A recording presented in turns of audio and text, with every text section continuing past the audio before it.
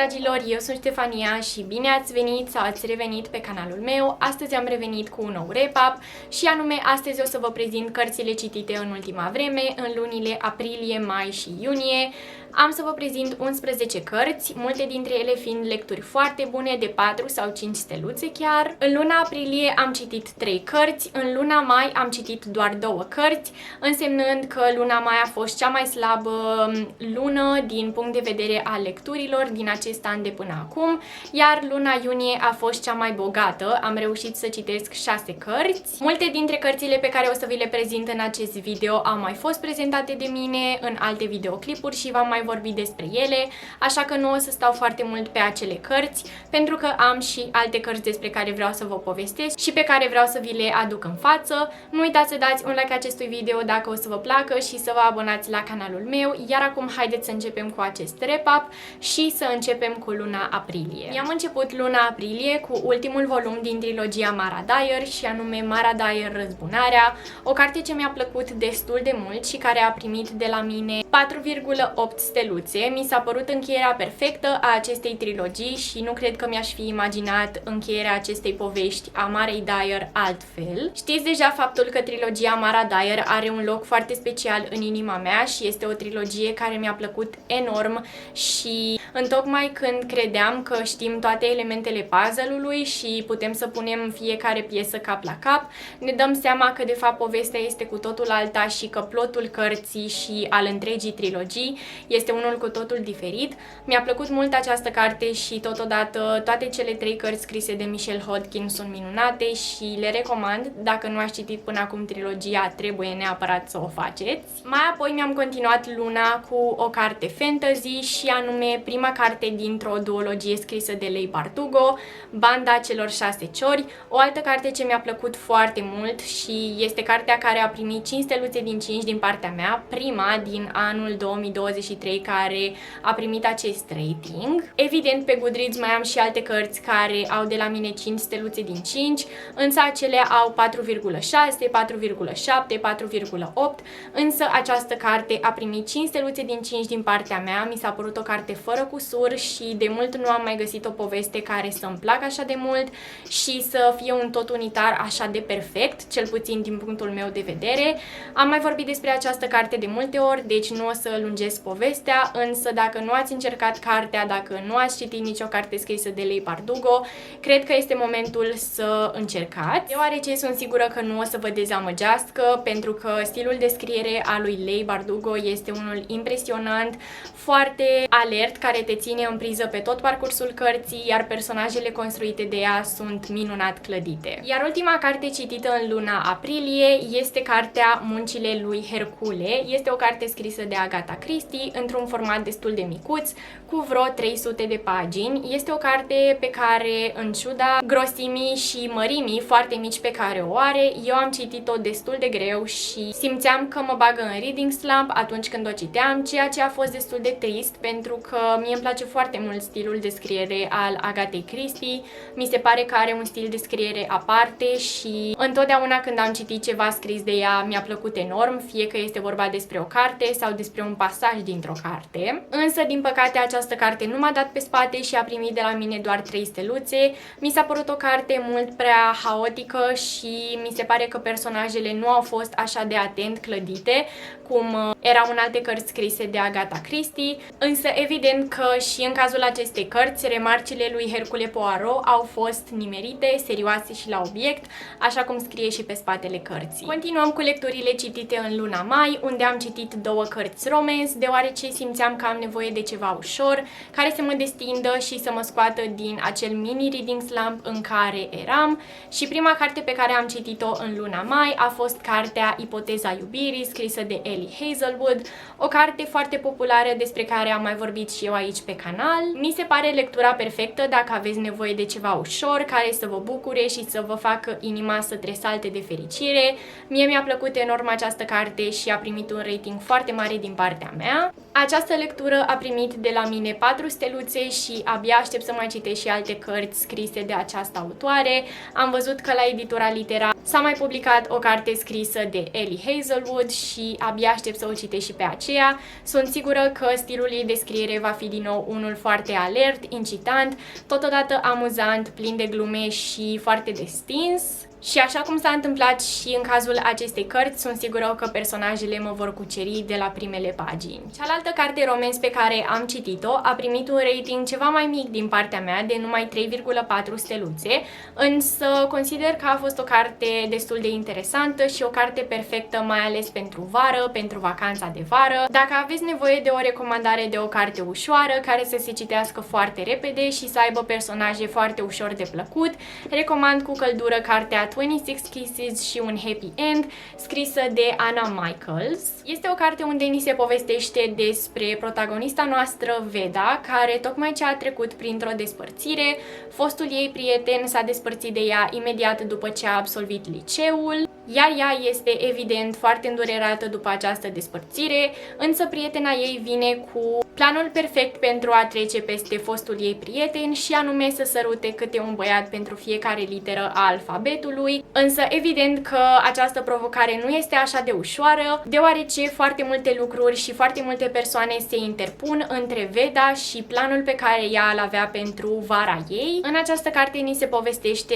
despre foarte multe probleme adolescentine cu care mulți adolescenți se confruntă, cum ar fi certurile în familie, certurile cu prietenii, despărțirile și cum putem să ne gestionăm aceste emoții pe care le simțim pentru prima dată. Este scrisă și cu mult umor și de foarte multe ori putem să empatizăm cu protagonista noastră. Iar acum putem să trecem la cărțile citite în luna iunie, care sunt destul de multe, ceea ce mă bucură foarte tare deoarece luna iunie a fost una extrem de lecturoasă pentru mine. Mi-am început vara corespunzător și doresc să o țin în ritmul acesta pe tot parcursul acestor 2 luni care au mai rămas din vară. Prima carte pe care am citit-o în luna iunie a fost cartea Blestemul Mării, o carte fantasy, despre 3 surori și anume Marguerite, Aurora și Hazel Swan, care au fost considerate ca fiind vrăjitoare și lăsate să se înnece în lacul din orașul Sparrow, pentru ca mai apoi orașul Sparrow să devină un oraș bântuit,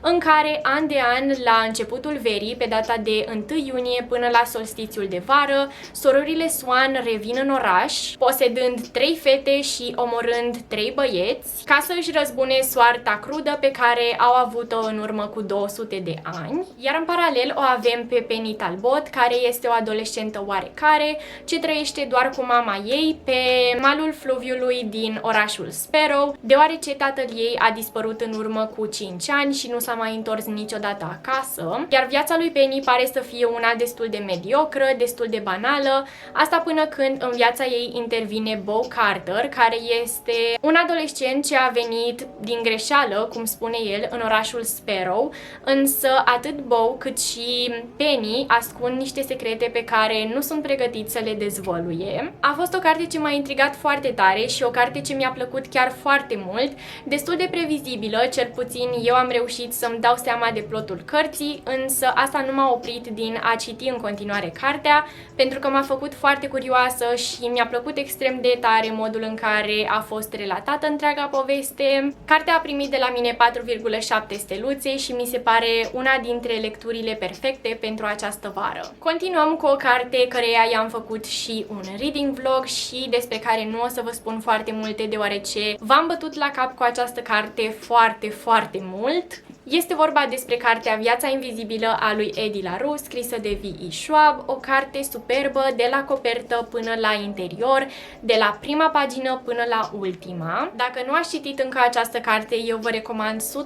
să o încercați, măcar acordați-i o șansă, deoarece mie mi-a plăcut enorm și se citește de asemenea și foarte repede, în ciuda faptului că este o carte destul de grosuță și are un format destul de mare. Voi continua cu o altă carte romance și anume o lectură de pe Wattpad, scrisă de Alex Light, Iubire de probă, de la editura Corinth Teens. Este o carte foarte subțirică pe care puteți să o citiți lejer într-o singură zi. Este relatată atât din perspectiva protagonistei, cât și din perspectiva personajului principal masculin. O carte tare simpatică despre doi adolescenți care încep să își dea întâlniri false, însă realizează că cu cât se cunosc mai bine și cu cât ies mai mult împreună, aceștia încep să aibă sentimente tot mai reale unul față de celălalt. Este o carte care a primit de la mine 4 steluțe din 5, este o lectură foarte captivantă și totodată una foarte amuzantă. Iar după acea carte extrem de drăguță, așa de pură și așa de inocentă, trebuia să vină o carte cu mai mult smat decât era nevoie.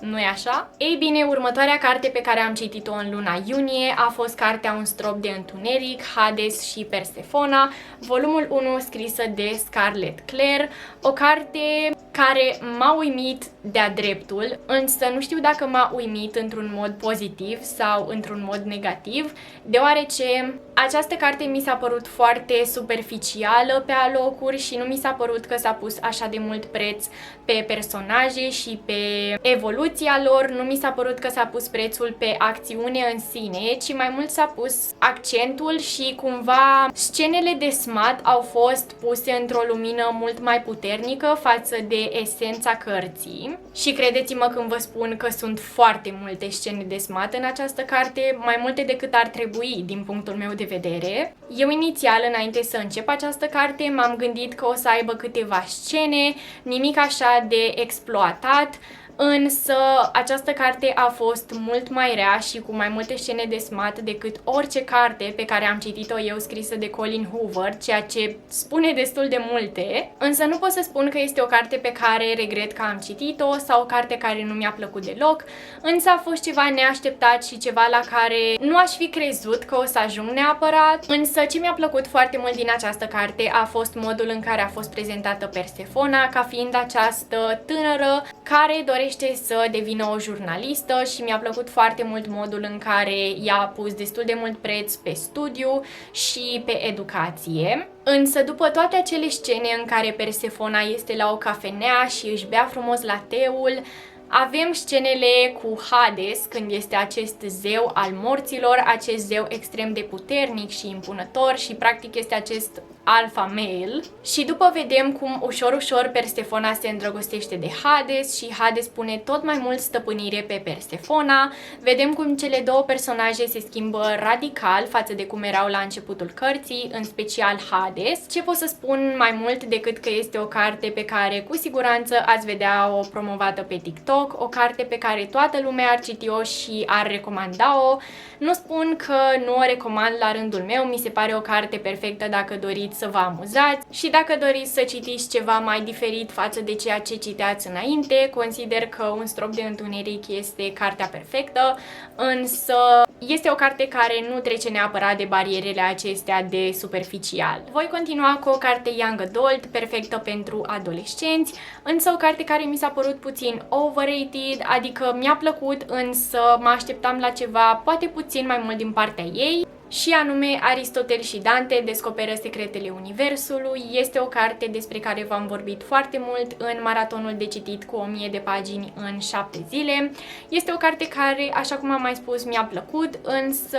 cumva mă așteptam la ceva mai mult din partea ei, dat fiind că este și o carte nominalizată la un premiu și totodată am văzut foarte multe persoane spunând că este o carte foarte bună. Într-adevăr, este o poveste foarte wholesome, o poveste foarte drăguță, queer dintre Aristotel și Dante, care sunt doi adolescenți complet diferiți și vedem parcursul lor ca adolescenți de la vârsta de 15 ani până la vârsta de 17 ani. Este o carte bună de citit într-o zi sau două. Eu am reușit să citesc cartea într-o zi și jumătate și consider că este perfectă pentru vară. Este o lectură ușoară, care se citește repede și stilul de scriere al autorului este unul foarte ușor pe care poți să-l citești extrem de repede, nici măcar nu simți că citești și chiar m-a făcut curioasă și de cealaltă carte scrisă de acest autor, din același univers, cu Aristotel și Dante. Este cartea apărută la editura 3, pe care o voi lăsa pe undeva pe aici pe ecran. Și terminăm acest video cu ultima carte citită de mine în luna iunie, o carte thriller și anume Ghici ce în cutie, scrisă de acest autor care s-a jucat cu mintea mea pe tot parcursul cărții.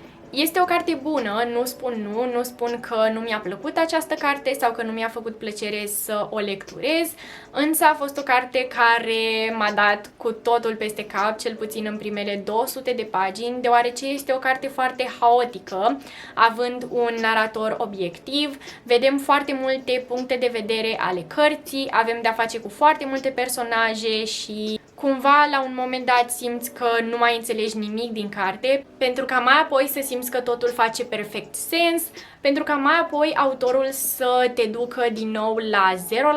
0% și să-ți dai seama că nu știi absolut nimic despre niciun personaj și că tot ceea ce credeai că știi este de fapt o minciună. Dar acest lucru este de apreciat, deoarece nu foarte mulți autori reușesc să se joace așa de ușor cu mintea ta și nu așa de mulți autori reușesc să ne inducă în eroare în modul acesta. Abia aștept să mai citesc și alte cărți scrise de acest autor din seria aceasta Helen Grace.